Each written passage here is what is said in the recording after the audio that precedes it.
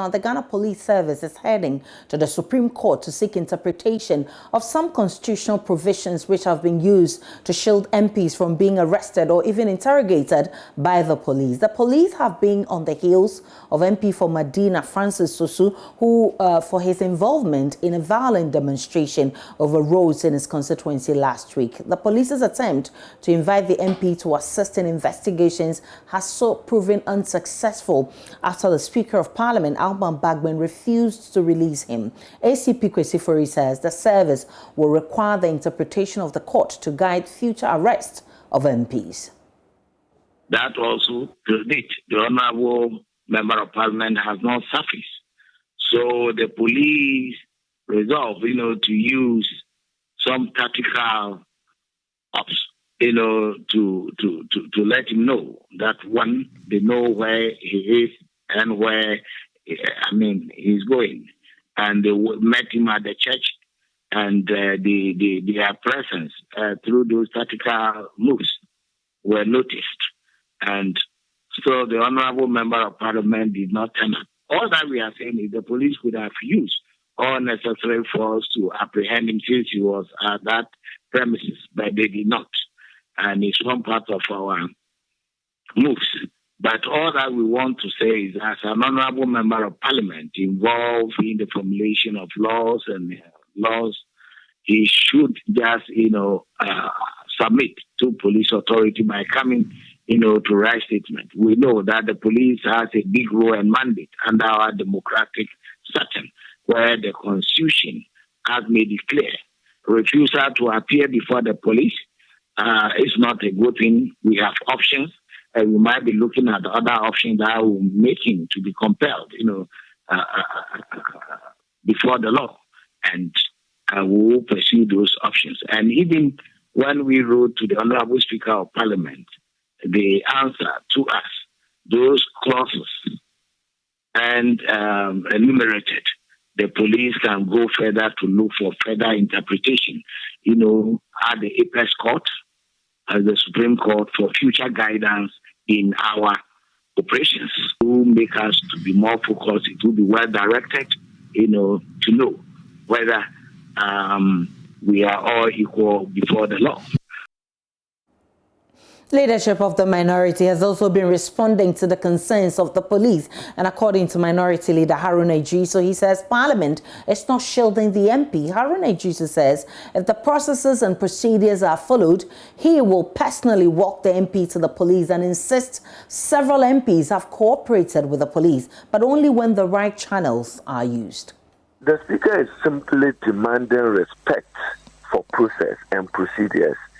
The Speaker will never stand the way of justice, obstruct law enforcement. A head-on collusion between Parliament and the IGP and the police is not healthy for our democracy. We need to encourage the IGP, but on this matter, I believe strongly that he's overstepping his bounds. There are those who say that Parliament is overextending the limitations of Article 117 to your advantage, as we have it. You are a lawyer. Is there confusion regarding the interpretation of this law that perhaps we might need a Supreme Court to fully establish under what circumstances this can be applied? Probably. MPs have been questioned. MPs have been investigated. Since 1992, no Speaker will stand the way of law enforcement agencies.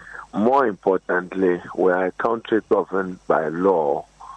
What the Speaker is seeking to do is not to prevent the arrest of any member of Parliament or the investigation of any member of Parliament. Indeed, evidence abounds that many and several MPs have been questioned and investigated by law enforcement agencies. Some have had to even go on trial. And the facts are in the open. Therefore, there is no effort, and there will be no effort by the institution of Parliament and the Speaker and his leadership to want to place any member of Parliament above the law. Meanwhile, as this brouhaha over whether the police can arrest an MP or serve court processes on them unfolds, a case involving MP for Boko Central, Mahama Ayariga, gave a court the opportunity to make a pronouncement on this. My colleague Kweku Asante joins me with details on this. Kweku, what was the MP's defense? All right, so the MP, just like many other members of parliament in the past, have claimed parliamentary immunity, whether on their way to parliament or on their way back from parliament, to say that because of that, they will not be served. There have been several instances where the police may have argued that these persons were not even on their way to or from parliament. Even this matter involving Sosu, where he was at a church. And so when this matter came up, what Mahama Ayariga wanted to do was to evade service. But the court pronounced on it, that is the High Court, said something. He said, and I quote, while appreciating the very important duty that these most respected lawyers are engaged in as legislators, there will be no situation, to borrow the words of Justice Adinira, in the case of conducting the business of the court as though it is secondary to that of counsel or any else, for that matter within the confines of the proper exercise of judicial discretion. This court will be sure to deliver justice on its mandate to preside over this trial, like all others before it, in a fashion that will terminate timelessly. And so this High Court judge continues to make the point that although these members of parliament may be engaged in certain state business, it is the duty and responsibility of the police as well as the court to do substantial justice. And so any acts from parliament or from these members that will impede the effective distribution and effective implementation of justice will not be countenanced. And so although this is a High Court judge speaking, this is not the Supreme Court, and so it's in this line that the police are saying that they are going to the Supreme Court to seek interpretation. But whilst this rages on, the Medina MP himself has put out a statement responding to some of the issues that the police have been raising.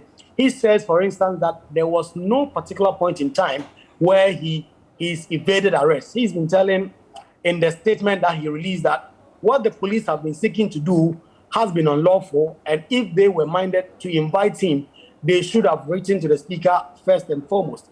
But also some persons who were arrested and were sent to the police station, according to this Medina MP statement, he actually went to the police station and actually secured the bail. At no point in time did the police even make any attempt at that time to arrest him. No charges have been leveled against those who were arrested. They were just granted unconditional bail. He's been saying that the police have been peddling falsehoods to the public as though they wanted to cause some sympathy and also to pitch him against the public. And so, as far as he's concerned, none of the issues that the police have so far raised are true, but as though if the police have any serious issues against him, he's always ready to avail himself to that investigation. My colleague Kweku Asante with details of a response from the Medina MP who's being hunted for by the police.